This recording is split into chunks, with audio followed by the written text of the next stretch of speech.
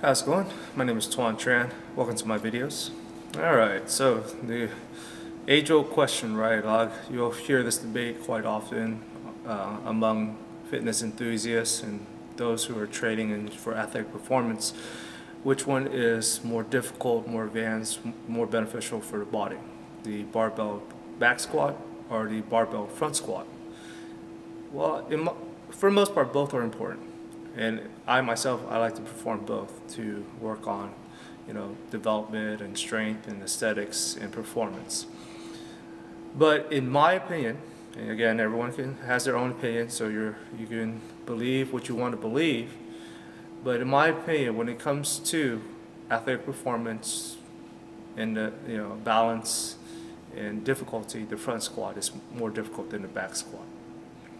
And here are some of the reasons why, in my opinion, that the front squat is more difficult. There are many aspects when it comes to athletic training. And there are many things that when it comes to wellness. First, we'll talk about posture. All right?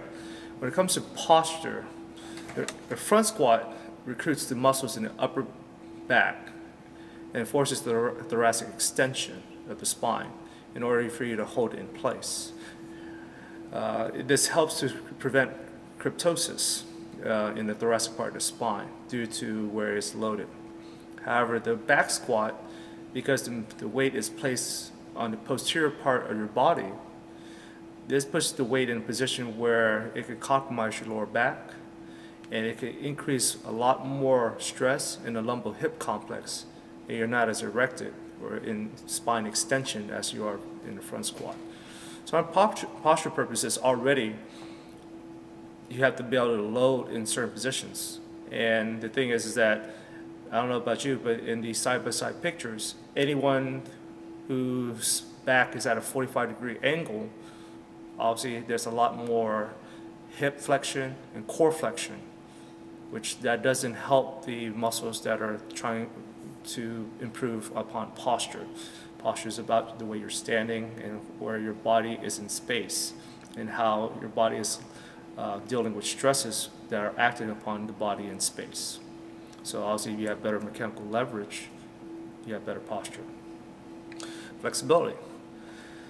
Alright, so basically flexibility covers every muscle in the sense of the length-tension relationships from your fingertips, your wrists, your elbow, your shoulders, your neck, the spine from the cervical, thoracic, lumbar, sacral, and coccyx, all the way down to your hips, your knees, your ankles, and even your toes. This is hands down an easy answer. Before most individuals can perform a front squat, can they even hold the bar in the proper position? And I'm not talking about the cross arm, where you see the guys crossing their arms in front of them. I'm talking about the catch grip, where this is usually the typical position for Olympic lifters, where you're usually doing a power clean and you're catching it in the front with the bar sitting on your shoulders, and your wrists, your fingers, your elbows are in extension. Most people can't do it. That alone makes it more difficult on the flexibility aspect. Next, obviously the weight it loads in the front on your shoulders versus the back squat, you have to have better ankle mobility, better knee mobility, because the thing is that if you have very low dorsal flexion, and also at the hips and the knees, if those muscles aren't balanced and don't have enough flexibility, you cannot go down a parallel.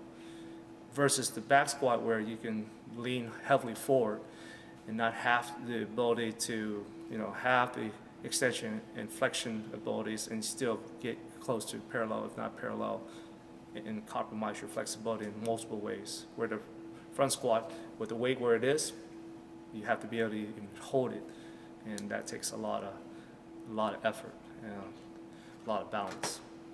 Safety. Well, again, going back to the previous two, just the position of the bar itself. A lot of people, when they load weight on the back, guess what?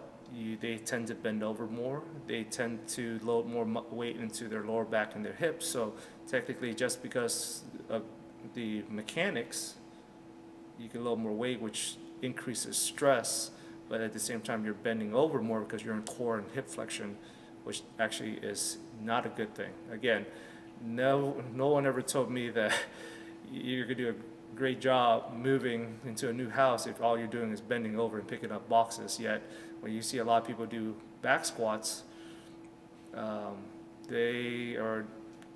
sometimes they look like they're doing more of a good morning or a hyperextension than they are truly doing a back squat. Where in the front squat, you're fully upright. It's like a slight tilt, but man, you really don't have any room for deviation where the weight can fall forward, or your back can bend forward heavily because your spine, again, with that thoracic extension, has to be in place. And you got to hold that weight up, because as soon as you tilt forward a couple inches, that bar is coming off your hands. So off your shoulders, off your hands. So there you go. So you can't even perform the exercise if you're not in a proper posture position on the front squat. However, with the back squat, different story. You can deviate quite a bit and then increase risk of lower back injury. And measure of strength.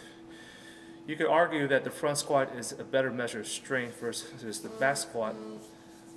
And the other thing is that you can't cheat. Like as I was explaining, like as soon as you deviate in any forward motion, the bar will come off you, versus the back squat where you could deviate heavily in hip and core flexion. You see. So, and the thing is, because of the leverage aspects, anyone can squat more with a back squat versus a front squat. That's kind of like, again, mechanical leverage. If I do back squats and then I go to a leg press, well, now I have even more mechanical leverage. You see, because there's less demand on my body to, hold the weight, to stabilize the weight, to have better posture, and to, have more muscles engaging. You see, so when it comes to a measure of strength, less mechanical leverage equates to more activation throughout the body, forces the body to have better balance, better stability, better activation. So there you have it. That's my 2 cents when it comes to front squats versus back squats. And even though I am a powerlifter and I'm not an Olympic lifter, the thing is that the front squat has assisted me to improve upon my back squat due to the fact that I have to have a greater amount of balance, greater amount of flexibility, improve my posture, and that leads to better mechanical leverage and lifting capabilities, which if you're a better athlete, then you'll perform better as well.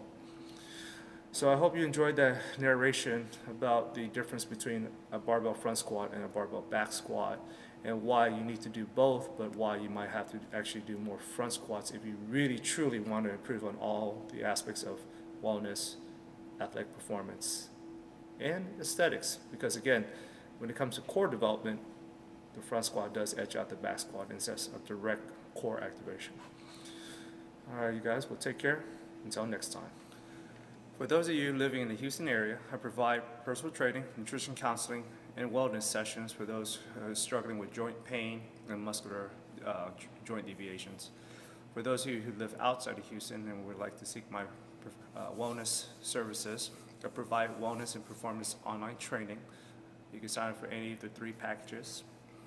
For those interested in my workout videos and also my exercise videos, I have a website, and you can click on the link and go there to sign up to view those videos.